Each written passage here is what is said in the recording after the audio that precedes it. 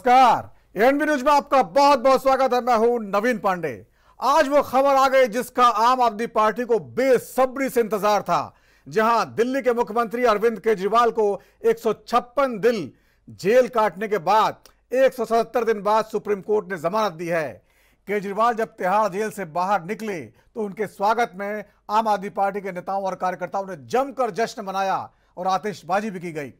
आज सुबह supreme court ने दिल्ली शराब नीति से जुड़े सीबीआई केस में केजरीवाल को जमानत मंजूर कर दी। अदालत ने जमानत के लिए वही शर्तें लगाई हैं जो ईडी केस में बेल देते वक्त लगाई थी। केजरीवाल के खिलाफ 2 जांच एजेंसियां ईडी और सीबीआई ने केस दर्ज किया था। ईडी मामले में उन्हें सुप्रीम कोर्ट से 12 जुलाई को जमानत मिल गई थी। 27 जुलाई को सीबीआई ने उनको हिरासत में लिया था। केजरीवाल ने जेल से बाहर आते ही इसे सत्य की जीत बताया, लेकिन बीजेपी का कहना है बेल पर बाहर आए हैं, आरोपों से रिहाई नहीं मिली है। सुप्रीम कोर्ट ने जो शर्तें लगाई हैं उसके हिसाब से वो दिल्ली के सीएम के तौर पर काम नहीं कर पाएंगे, ना ऑफिस जाएंगे, ना ही किसी फाइल पर दस्तखत कर पाएंगे।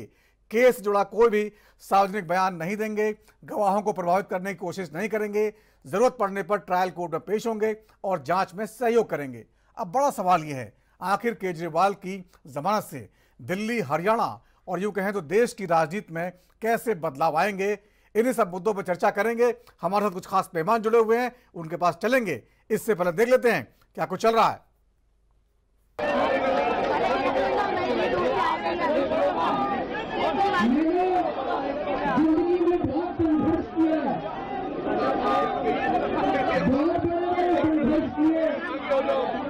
जिंदगी में बहुत मुसीबतें झेली है, लेकिन हर कदम पे भगवान ने मेरे साथ दिया। ऊपर वाले ने मेरा साथ दिया। क्यों? क्योंकि मैं सच्चा था, मैं सही था, इसलिए भगवान ने मेरा साथ दिया।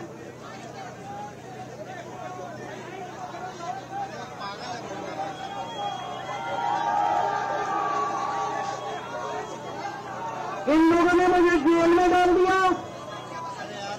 इन लोगों को लगा कि केजरीवाल को जेल में डाल देंगे तो केजरीवाल के हौसले टूट जाएंगे। आज मैं आपको कहना चाहता हूं, मैं जेल से बाहर आया हूं, मेरे हौसले 100 गुना ज्यादा बढ़ गए हैं।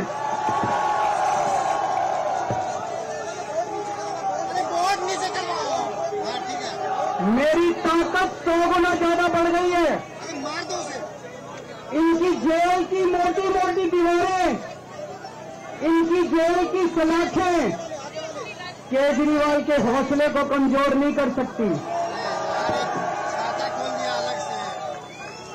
मैं भगवान से प्रार्थना करता हूं, जैसे आज तक ऊपर वाले ने मेरे को रास्ता दिखाया, ऊपर वाले ने मेरे को ताकत दी, ऐसे ही भगवान मुझे रास्ता दिखाता रहे। मैं देश की सेवा करता रहूं और ये जितनी राष्ट्र विरोधी ताकतें हैं जो देश के विकास को रोक रही हैं, जो देश को बांटने का काम कर रही हैं, जो देश को अंदर से कमजोर करने का काम कर रही हैं, जिंदगी भर में इनके खिलाफ लड़ा हूं, आगे भी ऐसे ही लड़ता रहूंगा। भारत माता की, भारत माता की। आज माननीय सुप्रीम कोर्ट का आदेश भारतीय जनता पार्टी के मुंह पे एक कड़ा तमाचा है कि आप एजेंसियों का दुरुपयोग कर रहे हो। आपने एजेंसियों को अपना केज पैरेट बना के रखा हुआ है। ऑनरेबल सुप्रीम कोर्ट ने बहुत साफ शब्दों में कहा कि सीबीआई केज पैरेट की तरह से काम कर रही है।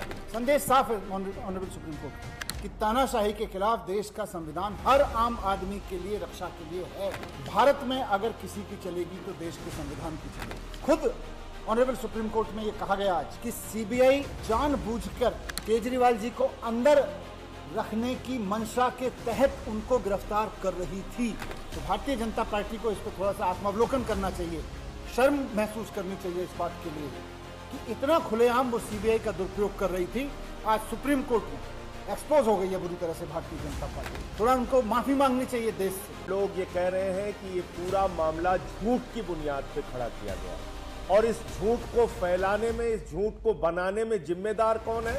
देश की सरकार, मोदी जी की सरकार, जिसने ईडी और सीबीआई को मिलाकर झूठ का पहाड़ खड़ा किया, अरविंद केजरीवाल को बदनाम करने के लिए, आम आदमी पार्टी को बदनाम करने के लिए, हमारे नेता और हमारी पार्टी को खत्म करने के लिए। लेकिन आज मनीष सिसोदिया जी की रिहाई, उसके बाद बाकी सारे लोगों की रिहाई और अब हमारे पार्टी के मुखिया अरविंद केजरीवाल जी की रिहाई ने यह साबित कर दिया है कि भारतीय जनता पार्टी के झूठ का पहाड़ ध्वस्त हो चुका है। माननीय सर्वोच्च न्यायालय का फैसला, जिसमें साफ तौर पे कहा गया कि जब ईडी से उनको जमानत मिल गई तो 22 महीने बाद वो सीबीआई सो के जागती है। इसका मतलब सीबीआई की अरेस्ट, ईडी की अरेस्ट, ये अपने खुद की जांच एजेंसी की अरेस्ट नहीं थी, नरेंद्र मोदी सरकार के द्वारा कराई गई अरेस्ट थी। झुकते हैं तानाशाह, झुकाने वाला चाहिए और वो झुकाने वाला व्यक्ति है अरविंद। देखिए, जब से खबर फैली है दिल्ली के अंदर कि दिल्ली के मुख्यमंत्री अरविंद केजरीवाल जी बाहर आ रहे हैं, पूरे दिल्ली के लोगों में उत्साह है। पूरे दिल्ली से कार्यकर्ता यहाँ पर पहुँच रहे हैं अरविंद केजरीवाल जी के स्वागत के लिए। चंदीराम अखाड़े पे आप देख रहे हैं, यहाँ पर हजारों की तादाद में लोग पहुँच चुके हैं और अभी चारों तरफ से लोग यहाँ आ रहे हैं। और तिहाड़ जेल से अरविंद जी के आने के बाद यहाँ चंदीराम अखाड़े में सभी कार्यकर्ता उनका स्वागत करेंगे और यहाँ से रोड शो के माध्यम से अरविंद केजरीवाल जी को लेकर के उनके सीएम हाउस पहुँचेंगे। कल का क्या कार्यक्रम होगा? कल क्या कुछ होगा कार्यक्रम? क्या सीएम हाउस, सीएम पार्टी कार्यालय जाएंगे, वहाँ संबोधित करेंगे, ऐसा कोई कार्यक्रम? अभी मुख्यमंत्री जी के आने के बाद उनके साथ बैठ करके कल का कार्यक्रम हम लोग घोषित करेंगे। ईडी का जब आप ऑर्डर सुप्रीम कोर्ट का देखते हैं तो वहां आपको याद होगा कि honourable supreme court of India ने एक संकेत दिया था।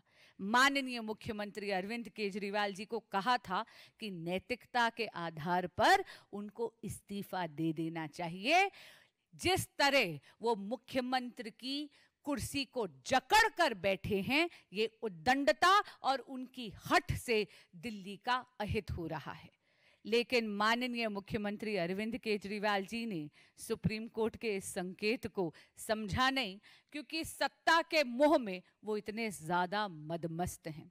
और इसीलिए एक बार फिर सुप्रीम कोर्ट ने आज चाहे बेल दी हुई, लेकिन क्योंकि उन्होंने ये पाया है कि अरविंद केजरीवाल जी लिप्त हैं इस शराब घोटाले में, इसीलिए उनको ना तो सीएम के ऑफिस जाने के योग्य समझा गया है, ना किसी फाइल पे साइन करने के योग्य समझा गया है। यानी माननीय मुख्यमंत्री अरविंद केजरीवाल जी एक बेपरवाह सरकार के एक लापरवाह मुख्यमंत्री हैं। केजरीवाल जी की रिहाई के बाद दिल्ली की सियासत अचानक गर्मा गई है। तमाम बड़े सवाल खड़े कर दिए हैं। जिस तरह सुप्रीम कोर्ट ने कि जज भुइया ने पिंजरे का तोता तक कह दिया, एक बड़ा सवाल खड़ा कर दिया सीबीआई के ऊपर। इससे पहले आपको याद होगा मनमोहन सिंह सरकार के दौरान सुप्रीम कोर्ट ने सीबीआई को पिंजरे का तोता कहा था और आज लगभग वैसा ही बयान सुप्रीम कोर्ट ने एक बार फिर दिया है। बड़े सवाल खड़े हो गए देश की सियासत में। आखिरकार केजरीवाल के बाहर आने से क्या बदलेगा दिल्ली की सियासत? जहां कुछ महीनों बाद चुनाव होने वाले हैं, वहां क्या बदलाव आएगा? हरियाणा जहां चुनाव चल रहे हैं, वहां क्या कुछ बदलेगा? क्योंकि आम आदमी पार्टी और कांग्रेस के बीच समझौता नहीं हो पाया, अब दोनों आमने सामने हैं। इसी तरह देश की सियासत में क्या कुछ बदलेगा? क्योंकि केजरीवाल ने जेल से बाहर निकलते ही कई बड़े सवाल खड़े कर दिए हैं। उन्होंने कहा जुडिशरी को कमजोर किया जा रहा है, जजों को हटाया जा रहा है, कामकाज करने नहीं दिया जा, डराया जा रहा है, ईडी सीबीआई पर कब्जा किया गया है और बहुत सारी बातें उन्होंने कही है जो देश की सियासत में बड़े सवाल खड़े होते हैं। हम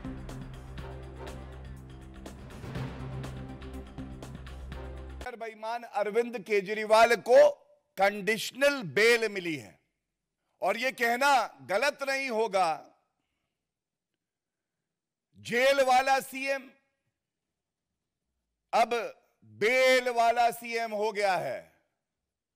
और वो भी कैसी कंडीशनल बेल है वो भी मैं आपके समक्ष रखूंगा।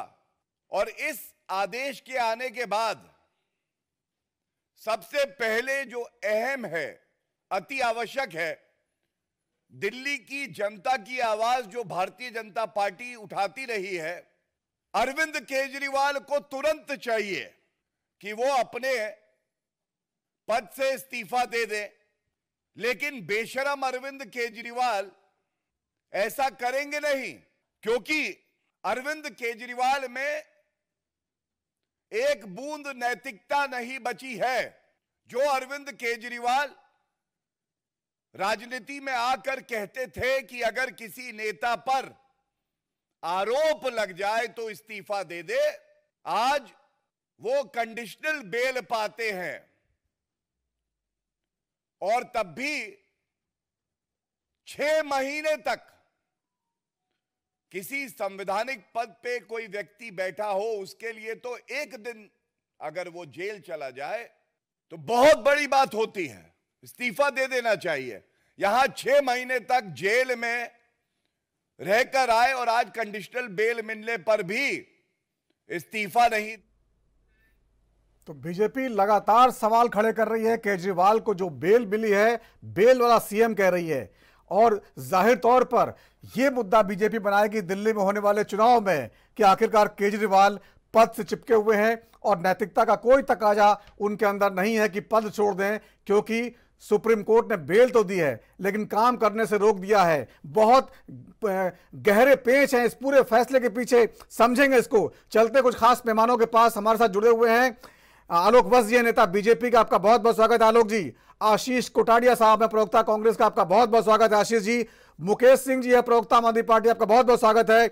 और वरिष्ठ पत्रकार इंदुकान दीक्षित जी हमारे साथ है, बहुत बहुत स्वागत है इंदुकान जी। सबसे पहले मुकेश सिंह जी आपके पास आना चाहूंगा, बहुत बहुत बधाइयां आपको जिस तरह से केजरीवाल जी को बेल मिल गई है, लेकिन तमाम जो बातें आपकी तरफ से कही गई थी वो सब बातें हम अपने चैनल पर चला चुके हैं।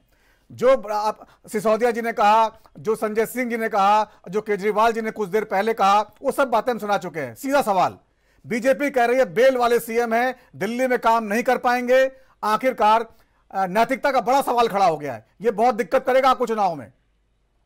देखिए, आपको और पूरे देश को और आम आदमी पार्टी के कार्यकर्ताओं को बधाई जी। आज इस सत्य की विजय हुई है, आज हम लोगों के लिए जश्न का विषय है। आज न्यायपालिका की जीत हुई है, न्याय की जीत हुई है। और जिस तरीके से बीजेपी भाषा है, उनके प्रवक्ताओं की भाषा है, शर्म नहीं आती इनको, तो शर्म के मारे चुल्लू भर पानी में डूब मरना चाहिए। जिस तरह से सुप्रीम कोर्ट के जज की टिप्पणी है, तो सुप्रीम कोर्ट के जज ने इनडायरेक्ट कह दिया कि भारतीय जनता पार्टी जो सत्ता में है वो सीबीआई का इस्तेमाल कर रही है, संस्थाओं का दुरुपयोग कर रही है, अपने विरोधियों को पस्त करने के लिए, अपने विरोधियों को जेल में रखने के लिए, अपने विरोधियों पर चाबुक चलाने के लिए। भारतीय जनता पार्टी का इतना नैतिक पतन हो गया है कि यहाँ पर भी वो बेहयाई दिखा रहे हैं। उनको तो आज के दिन अपना चेहरा नहीं दिखाना चाहिए था, लेकिन अब क्या करेंगे, ये झूठ की राजनीति के लिए आए थे, जुमलेबाज लोग हैं, देश को धोखा देने वाले लोग हैं। ये कह के आए थे कि देश में जब हम आएंगे तरक्की होगी, देश में सुख शांति होगी, लेकिन इनके आने के बाद चारों तरफ हाहाकार मचा हुआ है। दिल्ली हो या हरियाणा हो या पंजाब हो या देश का कोई भी राज्य हो, कोई ऐसा नहीं है जहां पर बीजेपी जो विरोधी पार्टियां सत्ता में हैं उनको परेशान करने के लिए नई नई जुगत न भिड़ा रही हो, चाहे उसमें किसी भी तरीके का उपाय अपनाना पड़ रहा हो, चाहे नैतिक हो या अनैतिक हो, हर तरीके का काम बीजेपी कर रही। तो इनको शोभा नहीं देता इस तरह की बातें करना। निश्चित तौर पे भारतीय जनता पार्टी की मत मारी गई है। उनको ये पता नहीं कि जनता बेहद समझदार है, जनता इन सब बातों का जवाब वोट से देगी। उन्होंने दिया 4 सौ पार का नारा देने वाले किसी तरीके से ये सरकार बनाने में कामयाब हो गए, तो भी इनकी आंखें नहीं खुल रही हैं। आज भी ये बेहयाई बतिया रहे हैं, तो निश्चित तौर पे जनता इनका जवाब देगी। ठीक है आलोक वत्स जी, आप लोग कह रहे हैं केजरीवाल जी को बेल मिली है, रिहाई नहीं मिली है, लेकिन कोई भी जो कोर्ट में जाता है तो ट्रायल जब शुरू होगा तभी तो फैसला आएगा, पहले तो बेल ही मिलेगी। और बेल मिलते समय सुप्रीम कोर्ट ने जो टिप्पणी की है, खासतौर से जस्टिस भुइया ने, उन्होंने कहा है कि सीबीआई जो है पिंजरे वाले तोते की तरह बर्ताव कर रही है। यह बहुत बड़ा कमेंट्स है। इससे पहले मनमोहन सिंह सरकार के जमाने में सुप्रीम कोर्ट ने कहा था और सीबीआई पर यह चस्पा हो गया था। तकरीबन 1 दशक के बाद मोदी सरकार पर यह कहीं ना कहीं आंच आ गई है। आप लोग तमाम सवाल खड़े करें, लेकिन जवाब देना पड़ेगा आपको। देखिए अरविंद जी, केजरीवाल जी बेल पर रिहा हुए हैं। केस से रिहा नहीं हुए। केस अभी यथावत है और वो एक विचाराधीन कैदी है। जिस तरीके का जश्न वो और उनके लोग मना रहे हैं, जैसे लगता है कि वो इस केस से बरी हो गए। वो मुख्यमंत्री नाम के हैं, रबर स्टैंप मुख्यमंत्री भी नहीं है। उनको मुख्यमंत्री का कोई अधिकार नहीं दिया है कोर्ट ने। ना वो ऑफिस अटेंड कर सकते हैं, ना वो किसी फाइल पे दस्तखत कर सकते हैं। तो किस बात के मुख्यमंत्री? ये जरूर है कि अब उनके आने के बाद हरियाणा चुनाव थोड़ा दिलचस्प हो जाएगा, जहां उन्होंने कांग्रेस और भारतीय जनता पार्टी के ज्यादातर बागी उम्मीदवारों को टिकट दिया है। और जो हरियाणा से अभी की रिपोर्टें आ रही हैं, वहां पर बीजेपी और कांग्रेस का डायरेक्ट फाइट है, लगभग 90 के 90 कॉन्स्टिट्यूएंसीज में। कहीं छिटपुट कोई लोकल जेजेपी और INLD या ये सब कुछ कहीं अगर एक दो जगह मजबूत हो तो मैं नहीं कह सकता हूं, पर अधिकांश सीटों पर डायरेक्ट मुकाबला है। और इंडिया गठबंधन जो अपने आप को लोकसभा में इकट्ठे होकर लड़ने की कवायद किया था, वो अब तार तार होता नजर आ रहा है। तो आलोक जी, ये बीजेपी की अच्छी खबर हो गई, एक तरह से हरियाणा के लिहाज से अच्छी खबर हो गई। आप लोगों के लिए हरियाणा के लिहाज से अच्छी खबर हो गई, उनका आना जेल से बाहर। और हरियाणा में इनका रोल वोट कटवा के अलावा कुछ नहीं होगा। और ये वोट जो भी काटेंगे, अधिकांश वोट ये काटेंगे कांग्रेस का। तो आप इसी से आकलन कर सकते हैं कि इनके मौजूदगी से वहां किसको फायदा होने वाला है, ये कहने की जरूरत नहीं है। आलोक वजी, ये सब बातें तो बात की हैं। पहले जो आज सुप्रीम कोर्ट ने फैसला दिया है, उसमें जो सीबीआई के बारे में कहा है, वो कहीं ना कहीं चुभ रहा होगा आप लोगों को। देखिए, ये कोर्ट का ऑब्जर्वेशन है, उस पर कोई टिप्पणी करना ठीक नहीं होगा। ये टिप्पणी कोर्ट ने पहले कांग्रेस के लिए भी किया था जी। आज फिर किया है। तो वर्तमान में भारतीय जनता पार्टी की सरकार है, एनडीए गठबंधन है।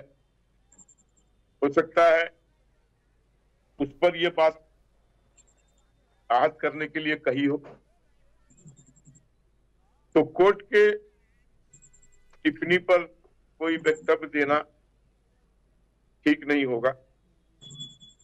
वो सर्वमान्य सर्वोच्च संस्था है।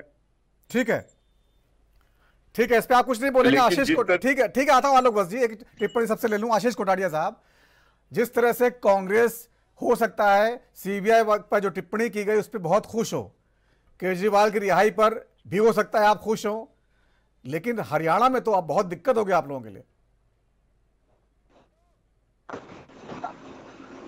देखो, जो सुप्रीम कोर्ट के दो जजों की खंडपीठ के द्वारा उनको बेल ग्रांट के लिए उस जहां तक हरियाणा के विधानसभा चुनाव की बात है, तो मैं आशा करता हूं कि हरियाणा के अपने विधानसभा चुनाव में भारतीय राष्ट्रीय कांग्रेस की पूर्ण 90 में से 65 से भी अत्यधिक सीटें भारतीय राष्ट्रीय कांग्रेस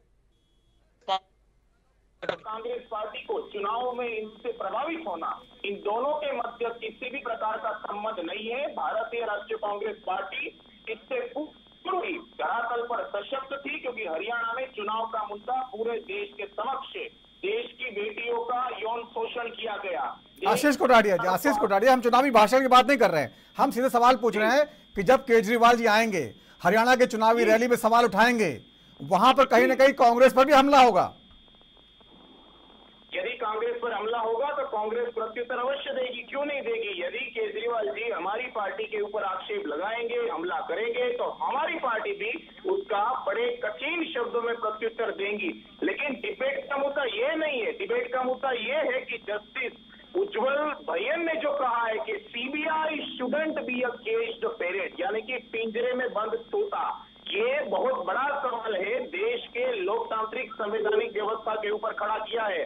सुप्रीम कोर्ट ने बोला है, नहीं बोल रही है कि सीबीआई में बंद की भांति देश की एजेंसियों को लेकर और इन्वेस्टिगेशन करती है। सबसे बड़ा सवाल है और इसलिए मैं आपको बताना चाहता हूँ, इस पॉलिसी के माध्यम से देश के लोगों की ऐसी संवैधानिक के ऊपर जो विश्वसनीयता है उसके ऊपर प्रश्न खड़ा होता है।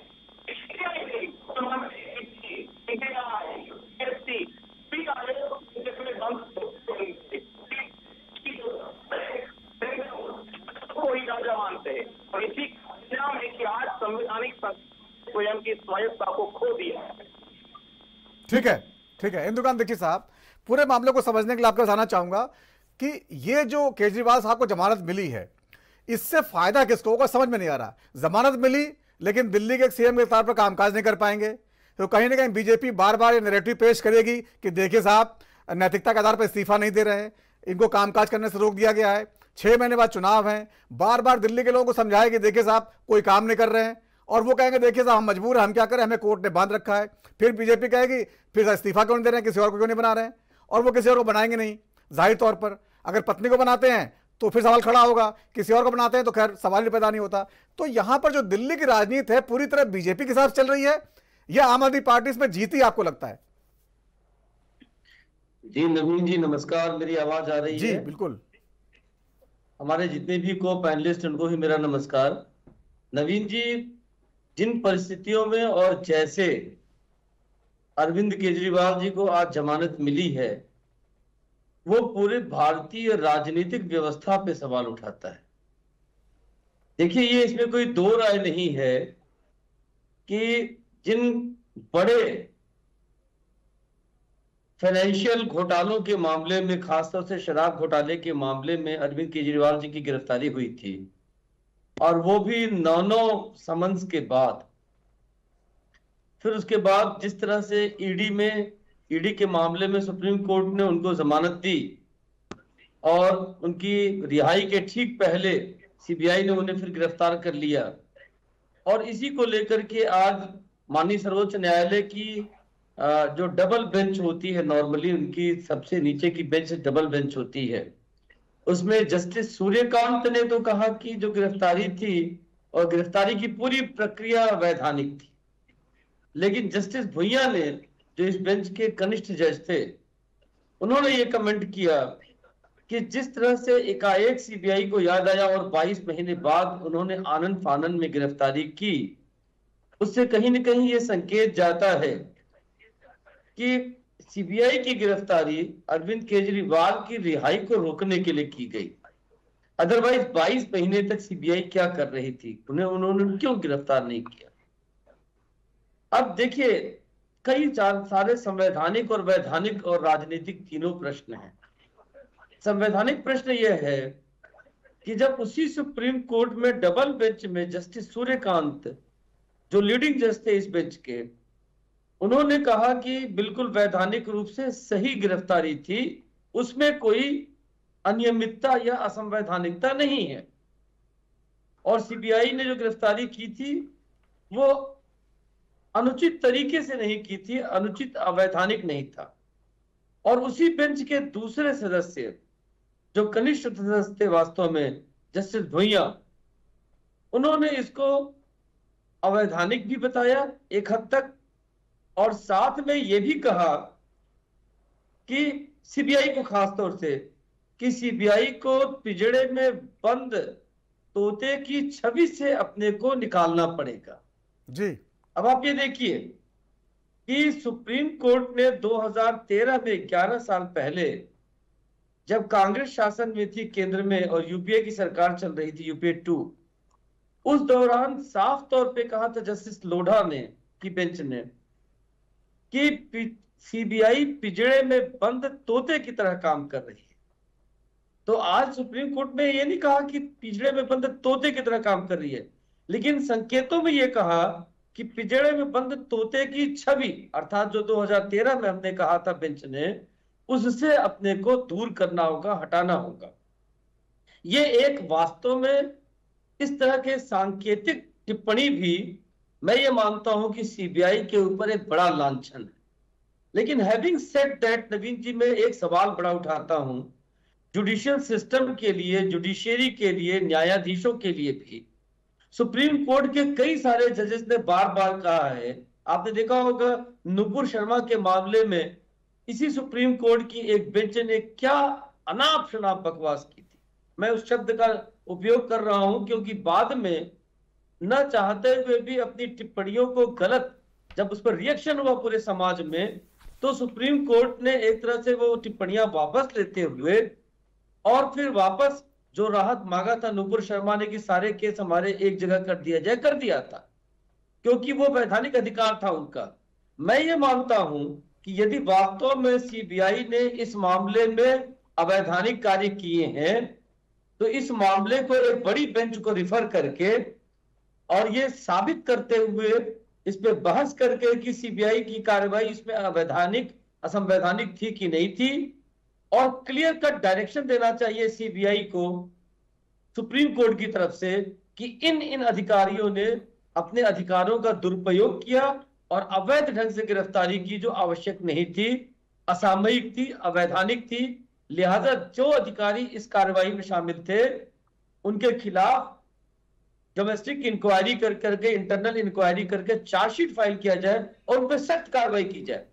क्योंकि आप जानते हैं नवीन जी कि ऐसी टिप्पणियों का सार्वजनिक मोरल महत्व होता है, बट ऐसी टिप्पणियों का वास्तव में कोई लीगल इंपॉर्टेंस नहीं होता है।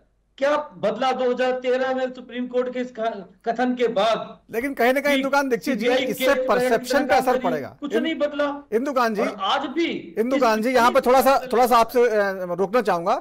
जिस तरह से 2013 में टिप्पणी की थी, मनमोहन सरकार की छवि खराब जरूर हुई और चुनाव पर भी उसका नुकसान हुआ कांग्रेस को, तो कहीं ना कहीं सरकार मोदी जी की है, भले उतनी सख्त टिप्पणी नहीं है लेकिन कहीं ना कहीं थोड़ा असर पड़ेगा। इस पर और डिटेल में बात करेंगे। छोटा सा ब्रेक है, ब्रेक के बाद लौटते हैं, चर्चा को आगे बढ़ाते हैं।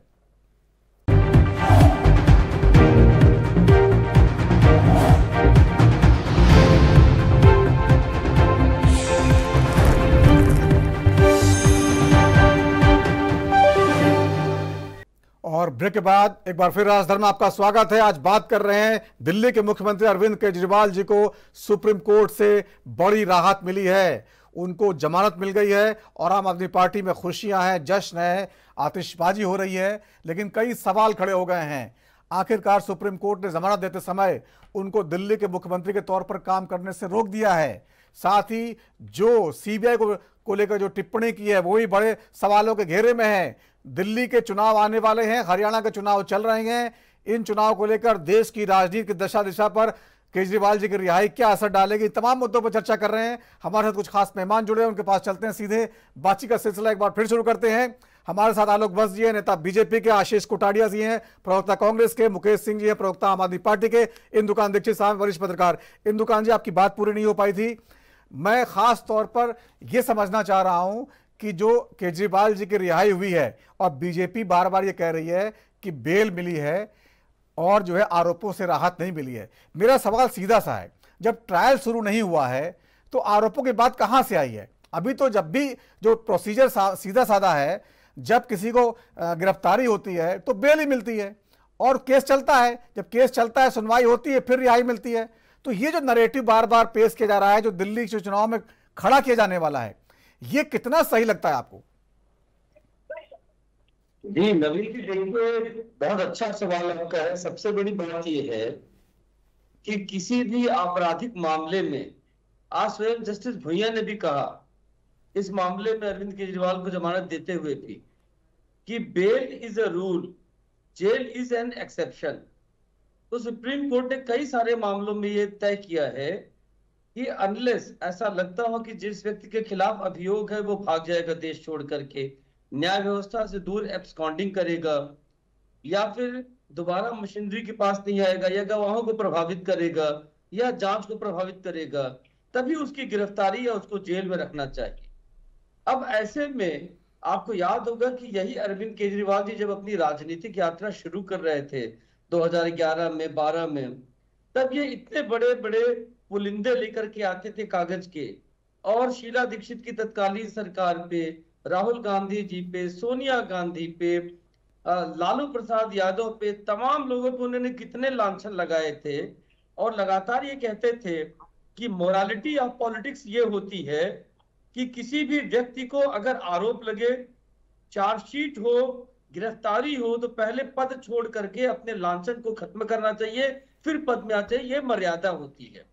लेकिन आज जब इन मामलों में आम आदमी पार्टी के नेताओं की, सिसोदिया की, अरविंद केजरीवाल की, जैन की, आपने देखा सबकी गिरफ्तारियां हुई, तो उनका मत बदल गया। वो कहते हैं कि नहीं, हमारे पर गलत आरोप हैं। और यहां तक कि देश के इतिहास में पहली बार मुख्यमंत्री के तौर पर वो जेल में रहे 5-6 महीने और उन्होंने पद नहीं त्यागा। हाईकोर्ट के और कई कोर्ट्स के तमाम तरह के कमेंट भी आए। अब आपने जो सवाल उठाया, देखिए कि वो मुख्यमंत्री के तौर पर फाइल पे साइन नहीं कर सकते, मीटिंग नहीं कर सकते, मुख्यमंत्री कार्यालय नहीं जा सकते, कैबिनेट में कोई फैसला हो तो उस पर साइन नहीं कर सकते। अब ये ऐसी परिस्थितियों में अगर वो मुख्यमंत्री बने रहते हैं तो देश की जनता को सोचना होगा और आम आदमी पार्टी को भी विचार करना होगा कि इसका ओवरऑल उनकी छवि पर क्या इंपैक्ट पड़ेगा। और मैं मानता हूं कि चुनाव में कोई जीतता है या हारता है, इससे ज्यादा इंपॉर्टेंट ये है कि मोरालिटी देश की या पॉलिटिकल एथिकलिटी कहां पे है। और अगर सुप्रीम कोर्ट ने ये कह दिया कि आपको, क्या कहा आम आदमी पार्टी ने, कि संवैधानिक स्थितियां ऐसी हैं कि हमें मुख्यमंत्री पद गिरफ्तारी के बाद छोड़ने की कहीं लिखित व्यवस्था नहीं है, इसलिए हम बने रहेंगे। अब यह जनता को तय करना है कि उनका निर्णय कितना एथिकल है, कितना अनैतिक है। ठीक है मुकेश सिंह जी, मैं यहां पर आपके पास आना चाहूंगा। ठीक है, ये जो सवाल है, भारतीय जनता पार्टी जो करना चाहती थी, अब चाहे वो करना चाहती थी नहीं करना चाहती थी, लेकिन जो हो गया है वो ये हो गया है कि नैतिकता का बड़ा सवाल खड़ा हो गया है। आप लोग तमाम बातें कह रहे हैं कि भारतीय जनता पार्टी और सुप्रीम कोर्ट के जज भुइयां की टिप्पणी भी जो है इशारा करती है कहीं ना कहीं केजरीवाल जी को या आपकी पूरी पार्टी के नेताओं को कहीं ना कहीं जो है वो जो गिरफ्तारी की गई है उसमें कहीं ना कहीं संदिग्धता लेके आई है। लेकिन सवाल फिर वही खड़ा होता है कि आप लोग बार बार जो अन्ना जी के आंदोलन के बाद से जो नैतिकता की बात करते थे, ईमानदारी की बात करते थे, कट्टर ईमानदार शब्द जो केजरीवाल जी अपने साथ जोड़ते हैं, और दिल्ली की जनता मानती भी है, क्योंकि हम लोग दिल्ली में रहते हैं, हमें पता है कि दिल्ली में जो है बहुत लोकप्रिय है केजरीवाल जी।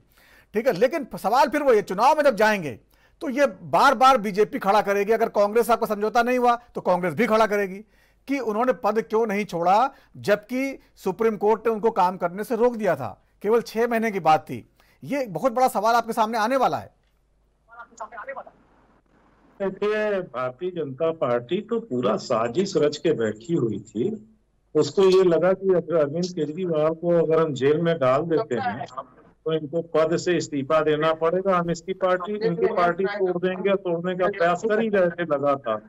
हालांकि वो सफल नहीं हुए। आम आदमी पार्टी के सिपाही हैं, आंदोलनकारी सिपाही हैं, इनके बहकावे में, इनके लालच में, इनके धमकी में आने वाले लोग नहीं है। देखिए, अब भारतीय जनता पार्टी ने झारखंड में क्या किया, जब शिबू सोरेन जी जेल चले गए तो वहां पर चंपई सोरेन जी को मुख्यमंत्री बनाया गया। उसके बाद भारतीय जनता पार्टी ने वहां पार्टी में फूट डाल दी। तो भारतीय जनता पार्टी का ये पूरा काम है इस तरीके से कुचक्र रचना और पार्टी को उपयोग करना, पार्टी को तोड़ देना, सत्ता हथियार लेना। जब जनता वोट नहीं देती तो पिछले दरवाजे से सत्ता हासिल कर लेना। तो सवाल तो भारतीय जनता पार्टी के ऊपर खड़ा हो रहा है। रही आम आदमी पार्टी की बात, नैतिकता की बात, तो आम आदमी पार्टी पूरी तरह से जनता के प्रति जवाब है। दिल्ली की जनता भी जानती है कि भारतीय जनता पार्टी धोखेबाज पार्टी है।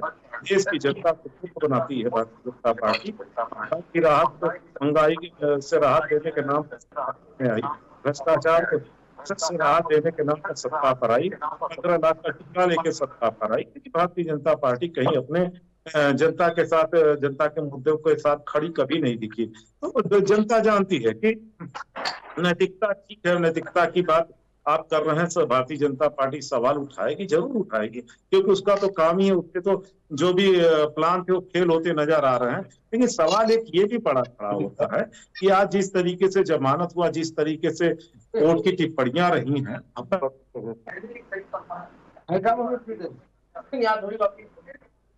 मिलता है जो तो इतने हमारे तमाम नेता इतने साल तक जेल में रहे, इतने महीनों तक जेल में रहे हैं, और जिससे पार्टी और दिल्ली की जनता प्रभावित हुई है, उसका भी सवाल जनता पूछेगी इस चुनाव में, पूछेगी भारतीय जनता पार्टी ने कि आपने एजेंसी को दुरुपयोग करके क्यों अपने पत्नियों को जेल में डाल दिया। PMLA एक जो है आतंकवादियों और आतंकवादी घटनाओं को रोकने के लिए बना था, इन्होंने अपने विरोधियों के लिए उसको इस्तेमाल कर दिया। तो भारतीय जनता पार्टी के जनता सवाल करेगी, और भारतीय जनता पार्टी का पूरा हिस्सा लेके जनता बैठी हुई है कि वो आए तो दिल्ली के चुनाव में। अभी हरियाणा में देखिएगा, हरियाणा में भारतीय जनता पार्टी कहीं भी चुनाव में नहीं है। भारतीय जनता पार्टी वहाँ पर 0 सन्नाटा है, 0 सीट आ रहा है वहाँ केवल आम आदमी पार्टी और कांग्रेस चुनाव लड़ रही है, क्योंकि आम आदमी पार्टी का काम जनता के बीच में है। जो आम आदमी पार्टी का काम बोल रहा है, जनता उस बात को स्वीकार कर रही है। तो हरियाणा में इनकी हालत पक्की होने वाली है।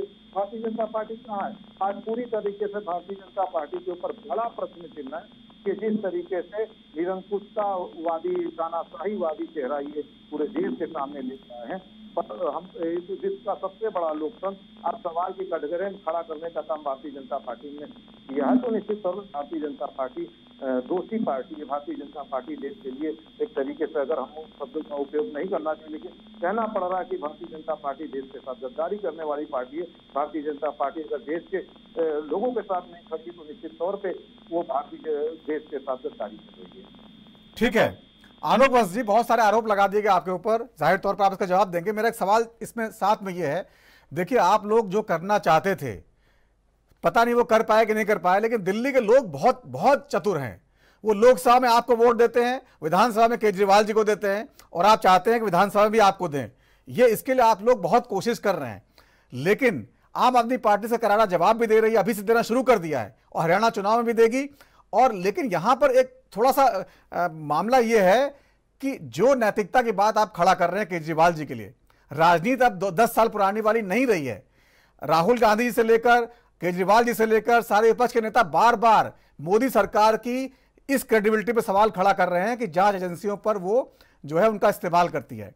तो जब बार बार आप ये कहेंगे कि नैतिक तौर पर वो जो है नैतिकता का पालन नहीं कर रहे हैं, तो बार बार आपसे कहेंगे देखिए हम नैतिकता का पालन कैसे करें जब आप एजेंसियों का इस्तेमाल कर रहे हैं। और सुप्रीम कोर्ट के जज साहब की टिप्पणी, इसमें एक तरह से उनको एक बल मिल गया है, तो यहां पर थोड़ा दिक्कत आएगी आपको। देखिए, जस्टिस सूर्यकांत जी ने स्पष्ट शब्दों में कहा है कि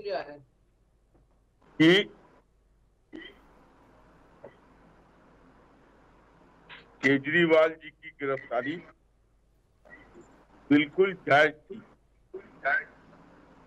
जिस रूल के तहत उनको गिरफ्तार किया गया था वो जायज। तो फिर ये प्रश्न कहाँ उठता है कि हमने किसी का भेजा इस्तेमाल करके उनकी गिरफ्तारी करवाई। जब सुप्रीम कोर्ट ने ये स्पष्ट शब्दों में उनके जस्टिस ने कहा है कि मुझे वो रूल का याद नहीं आ रहा किस रूल के तहत, लेकिन उन्होंने स्पष्ट शब्दों में कहा कि इस रूल के तहत उनकी गिरफ्तारी बिल्कुल जायज था। बिल्कुल, इसका मतलब उनके पास सबूत पुख्ता थे। तो केस तो खत्म नहीं हुआ है, केस तो आगे चलेगा। इसकी परिणति क्या होती है, केजरीवाल जी पर सजा मुकर्रर होता है या वो बरी हो जाते हैं, ये तो भविष्य बताएगा। लेकिन अभी किसी तरीके की बातें करना, और ये कैसा चीफ मिनिस्टर देश को, दिल्ली के प्रदेश को मिलेगा जिसके पास कोई पावर ही नहीं है। आपके हाथ पैर काट दिए गए हैं और आपको चीफ मिनिस्टर का पद भी मिला हुआ है, तो आप क्या कर सकते हैं? जो आदमी अपने ऑफिस को अटेंड नहीं कर सकता, जो अपने अफसरों की मीटिंग नहीं ले सकता, जो किसी फाइल पर दस्तखत नहीं कर सकता, वो क्या चीफ मिनिस्ट्री करेगा? और दूसरी बात, 1912-13 के अन्ना आंदोलन के अग्रणी नेता थे केजरीवाल जी। याद कीजिए इनके द्वारा कहे गए बातें, ये पूरी डोफायर लेके आते थे दूसरे नेताओं का, और कहते थे कि अगर मैं सत्ता में आऊंगा तो हम ना सिक्योरिटी लेंगे, ना हम गाड़ी का इस्तेमाल करेंगे, ना हम सरकारी बड़े भवन में रहेंगे। सारी चीजों को उन्होंने ताक पर रख दिया सत्ता में आने के बाद। ये सारा सुख भोग रहे हैं। उसके बाद घोटाले करके इन्होंने गुआ का चुनाव लड़ा और उसके बाद ये जेल गए। अभी भी एक विचाराधीन कैदी के रूप में है ये। तो भारतीय लोकतंत्र में इतनी बेशर्मी मैं नहीं समझता हूँ आजादी के बाद किसी नेता ने दिखाई होगी। जिस तरीके का रोल, इनको तो तुरंत अविलंब इस्तीफा देकर किसी दूसरे साथी को चीफ मिनिस्टर का पद दे देना चाहिए। और ये खुद कहते थे कि अगर मेरे ऊपर FIR होगा तब भी मैं कोई पद से तुरंत त्याग दे दूंगा। आज आप विचाराधीन कैदी हैं तो अपनी बातों को याद करके आप रिजाइन क्यों नहीं कर रहे हैं? ठीक है, ठीक है, ये बहुत बड़ा प्रश्न है, यह प्रश्न है। ठीक है आशीष कोटाडिया साहब, इसी सवाल पे आपसे जानना चाहूंगा। बार बार बीजेपी सवाल उठा रही है कि केजरीवाल जी के सारे अधिकार खत्म हो गए हैं दिल्ली के मुख्यमंत्री के तौर पर, 6 महीने कार्यकाल और है, बहुत सारे फैसले दिल्ली के लिए होने हैं। आप मानते हैं कि उनको इस्तीफा देना चाहिए या जो चल रहा है वो ठीक है, जो वो कह रहे हैं कि इस्तीफा नहीं देंगे ऐसी सरकार चलेगी, आप मानते हैं कांग्रेस के प्रवक्ता के तौर पर? अवश्य केजरीवाल जी को इस्तीफा नहीं देना चाहिए, क्योंकि भारतीय न्याय व्यवस्था पूर्णतः रूप से बात करती है innocent until proven guilty. Arvind Kejriwal ji का जो मैटर है 12 जुलाई में सुप्रीम कोर्ट के द्वारा, आज 12 सितंबर को सुप्रीम कोर्ट के द्वारा CBI के मामले में उनको जो केस पॉलिसी था उसमें उनको फिर किया गया। अब प्रश्न चिन्ह यहाँ यह खड़ा होता है कि सुप्रीम कोर्ट ने माननीय दो जजों की खंडपीठ ने उनको बेल प्रदान की है, किंतु प्रश्न यह है कि वह क्यों दिल्ली के मुख्यमंत्री से इस्तीफा दे, क्योंकि वह केवल और केवल एक्यूज्ड है, कन्विक्टेड नहीं है। यदि कन्विक्टेड हो गए तो हम मांग करेंगे कि अरविंद केजरीवाल जी को रिजाइन कर देना चाहिए। एक्यूज्ड है अर्थात कि अभियुक्त है, और अभियुक्त को पूर्णतः अधिकार होता है स्वयं को निर्दोष साबित करने का।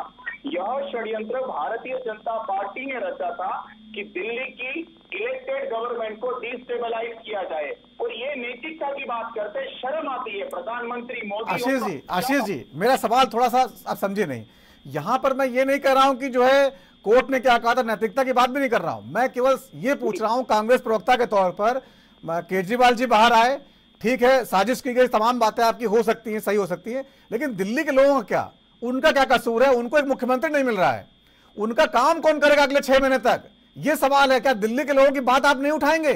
क्योंकि 6 महीने बाद आपको भी चुनाव पे जाना है।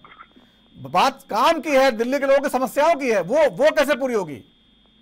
अवश्य, यदि आम आदमी पार्टी की सरकार आवश्यक नीतियों को क्रियान्वित नहीं करती है तो भारतीय राष्ट्रीय कांग्रेस पार्टी दिल्ली में भी केजरीवाल जी की सरकार पे खड़ा करेगी सवाल, और यह हमारा अधिकार है विपक्षी दल होने के नाते हम सवाल खड़ा करेंगे। किंतु जहां पर बात हो न्यायपालिका की, जहां पर बात हो नैतिकता की, यहाँ भारतीय राष्ट्रीय कांग्रेस पार्टी भी आम आदमी पार्टी के साथ खड़ी रहेगी। आपने देखा होगा लोकसभा चुनाव में सोनिया गांधी जी केजरीवाल जी की पत्नी के साथ खड़ी थी, क्योंकि खराब समय में कांग्रेस पार्टी साथ में खड़ी रहती है। अतिरिक्त बात, एक और बात है जो बताना चाहता हूँ, नरेंद्र मोदी और अमित शाह हम किसी से नहीं डरते हैं, लेकिन ये नैतिकता का जो आक्षेप लगाते हैं इससे आपको शर्म आनी चाहिए। इन्होंने महाराष्ट्र में सरकार गिराई, इन्होंने मणिपुर में सरकार गिराई, गोवा में सरकार गिराई, इन्होंने मध्य प्रदेश में सरकार गिराई, इन्होंने कर्नाटका में सरकार गिराई, और आप बात कर रहे हो कि नैतिकता की दिल्ली के मुख्यमंत्री केजरीवाल जी को इस्तीफा दे देना चाहिए। इस्तीफा दे देना चाहिए नरेंद्र मोदी जी को प्रधानमंत्री के पद से। इतने महीनों से मणिपुर रहा है, कीव जाके आए, रशिया जाके आए, लेकिन मणिपुर जाने का समय नहीं है। तो आप यदि नैतिकता की बात ना करो तो बहुत अच्छी बात है। ठीक है, ठीक है इंदुकांत जी, कांग्रेस जो है खुल के सपोर्ट में है, हो सकता है कि प्रवक्ता साहब जो है जो इनको कहा गया वो कर रहे हो, लेकिन हरियाणा चुनाव में आपको लगता है कि यही बातें कर पाएंगे? क्योंकि बहुत सारी सीटें ऐसी हैं जहां अगर आम आदमी पार्टी को सीटें जीतनी है तो उसे कांग्रेस पे हमला करना ही पड़ेगा, तो वहां पर ये दिक्कत आएगी इनको? जी नवीन जी, बिल्कुल ये सवाल हमसे है। जी जी जी, देखिए नवीन जी, ये सारे मामले जब हरियाणा में इस नए उत्साह के साथ आम आदमी पार्टी के कार्यकर्ता अरविंद केजरीवाल के नेतृत्व में मैदान में उतरेंगे तो इसका कुछ न कुछ जो भी नुकसान होगा वो नुकसान सीधे तौर पे कांग्रेस पार्टी को उठाना पड़ेगा। उन्होंने समझौता करके अगर 5-7 सीटें भी दे दी होती तो ये सारे वोट एक साथ पड़ते और इसका सीधा लाभ कांग्रेस को होता, क्योंकि हरियाणा में बिल्कुल माहौल ऐसा दिख रहा है कि कांग्रेस सरकार बना सकती है, बहुमत से बना सकती है, बड़े बहुमत से। लेकिन जिस मौके पर जिस तरह से अरविंद केजरीवाल की रिहाई हुई है, इसका आम आदमी पार्टी को जरूर फायदा होगा, इसमें कोई दो राय नहीं। लेकिन मैं एक बात और कहना चाहता हूं, अभी कांग्रेस के प्रवक्ता आशीष जी जो बातें कह रहे थे, हमें हंसी आ रही थी कि अभी इंडिया गठबंधन केंद्रीय स्तर पर बनने के ठीक पहले इसी शराब घोटाले के मामले में इनके वरिष्ठ नेता अजय माकन जी ने प्रेस कॉन्फ्रेंस कर करके डिमांड की थी कि इस बड़े भ्रष्टाचार के मामले में अरविंद केजरीवाल, मनीष सिसोदिया, इन लोगों पे मामला दर्ज कर करके इन्हें गिरफ्तार किया जाना चाहिए। उस मांग के साथ आशीष जी नहीं है क्या? और अगर किसी की गिरफ्तारी के बाद उसकी बेगुनाही सुप्रीम कोर्ट तक नहीं होती है तो वो मंत्री पद पर, मुख्यमंत्री पद पर रह सकता है, तो माननीय आडवाणी जी का जैन हवाला घोटाला मामले में केवल जैन डायरी में नाम आया था तो उनके इस्तीफे की मांग क्यों कर रहे थे आप लोग सांसद पद से? अगर ऐसा ही था तो शिबू सोरेन जी जो हेमंत सोरेन जी के पिता थे, उनको कोलगेट सामने आने के बाद मंत्रिमंडल से क्यों हटाया गया? उनके खिलाफ एक मामले में निचली अदालत का आदेश आया तो उनको मंत्री पद से हटा दिया डॉक्टर मनमोहन सिंह ने। फिर नैतिकता नाम की इस देश में कोई चीज है कि नहीं है? या सिर्फ भाई बंदी या गठबंधन के धर्म का निर्वाह करने के लिए आप किसी भी हद तक एक दूसरे के भ्रष्टाचार को ढकने की एकजुटता दिखाएंगे? जी, कुछ कहना चाहेंगे आशीष कोटाडिया साहब इस पर? देखिए, नैतिकता का सवाल और संवैधानिक कॉन्स्टिट्यूशनल राइट्स की बात बहुत अलग है।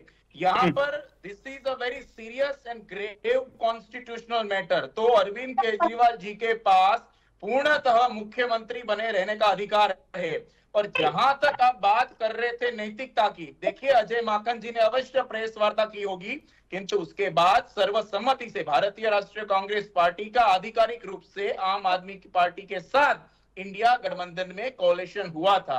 हम साथ में मिलकर लोकसभा चुनाव लड़े थे और दिल्ली विधानसभा चुनाव की बात है तो उनकी भी रणनीति आगे बढ़ेगी।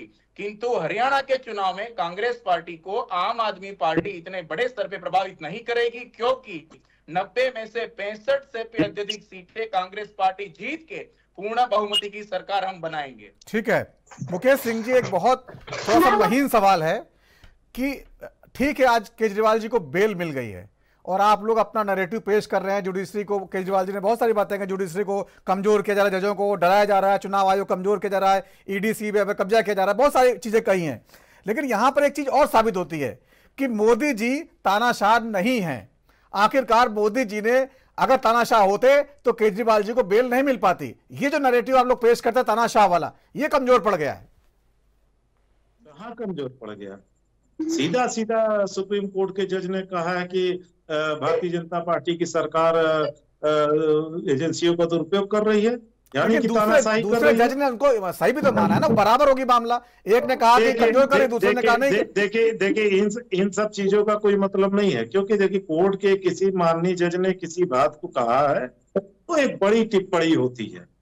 और बार बार मैं कह रहा हूं, कई बार कोर्ट ने जमानत के फैसले को पढ़ते हुए या फिर पूर्व में भी तमाम इस पर जो बहस चला उसमें कोर्ट ने तमाम टिप्पणी की है कि सीबीआई का इनडायरेक्ट टिप्पणी है कि सीबीआई का एजेंसियों का दुरुपयोग भारतीय जनता पार्टी कर रही। तो तानाशाह लोग तो ही करते हैं, तानाशाही तो अगर सरकार नहीं बना पाते तो डकैती कर लेते हैं सरकार का। ये देखिए सुचिता की राजनीति की बात अगर भारतीय जनता पार्टी करती है तो ये बेईमानी है। इसलिए बेईमानी है कि जैसे अभी ये आरोप लगा रहे थे कि पहले नैतिकता के आधार पे इस्तीफा दे दिया जाता, निश्चित तौर पे इस्तीफा दे दिया जाता था। उस तरह का दौर अगर भारतीय जनता पार्टी कायम रख पाती तो, लेकिन भारतीय जनता पार्टी की स्थिति है, भारतीय जनता पार्टी किसी भी तरीके से सरकार चुनी हुई सरकारों को गिराना चाहती है, पार्टियों को तोड़ना चाहती है। ये डकैत पार्टी है, तो डकैत पार्टी से मुकाबला करने के लिए हम लोगों को भी सचेत रहना पड़ेगा। इस समय सत्ता में है, चोरों को सत्ता मिल गई है, उन चोरों से देश की जनता को बचाने के लिए हमको सचेत रहना पड़ेगा। उनकी चाल, उनकी नीतियां जो है देश की जनता समझ रही है। तो निश्चित तौर पे हरियाणा का चुनाव, मैं फिर कह रहा हूं, भारतीय जनता पार्टी हरियाणा के चुनाव में एकदम है ही नहीं। कहीं नहीं है। वहां केवल और केवल आम आदमी पार्टी और कांग्रेस पार्टी आमने सामने चुनाव लड़ेगी। भारतीय जनता पार्टी पूरी तरह से मुंह की खाएगी और आने वाला कोई भी चुनाव भारतीय जनता पार्टी जीतने नहीं जा रही है, क्योंकि जनता खुद सवाल खड़े कर रही है कि जिस तरीके से भारतीय जनता पार्टी अपने सत्ता का दुरुपयोग करती है, कहती है कि 15 लाख जो ठीक है वो सब बातें चुनावी बातें बाद में। आलोक बस जी, ठीक है मुकेश जी आपकी बात आ गई है, मतलब ये समय कम बचा है मुकेश जी, समय कम बचा है। आलोक बस जी एक सीधा जवाब दो। तानाशाह का आरोप मोदी जी पर लग रहा था, आपको लगता है कि जब केजरीवाल जी को बेल मिली अब उसमें कम से कम ये लोग नहीं खड़ा कर पाएंगे?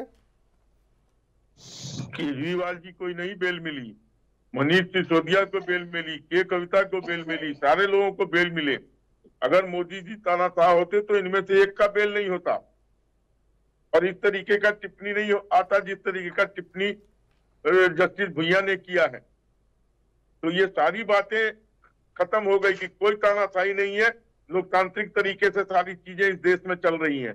लेकिन नैतिकता नाम की भी कोई चीज है, जो इंदुकान जी ने कहा, ऐसी बात करते हैं भाई। चीफ मिनिस्टर है जिसको कोई पावर ही नहीं, व्यापारी ने आपको चंदा दिया, जा सकता, जो दस्तखत नहीं कर सकता, मीटिंग नहीं ले सकता, उसको जमानत नहीं होती है। होगा ये कैसे सरकार चलेगी?